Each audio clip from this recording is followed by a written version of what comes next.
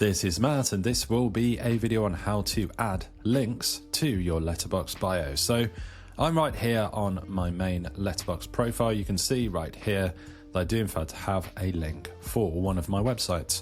So if you are, say, on the home screen right here, you'll first need to hover up to your username here and a picture or icon of yourself that you have right here, then click on profile.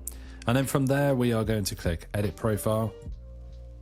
And once we're inside, you can see that we have the website link here. So you can edit your existing link or obviously add a new URL in there. So just add the domain name in there.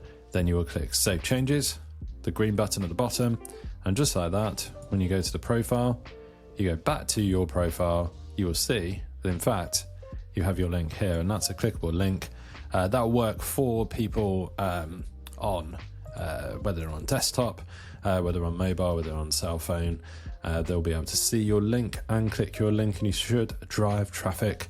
You can add your social profile here or whatever you want to add, website, social profile. Hopefully you found this video on adding links on Letterboxd, how to add a link to your bio. Hopefully you found this video useful. If you have, drop this video a like, it really helps, and subscribe to the channel for more videos just like this.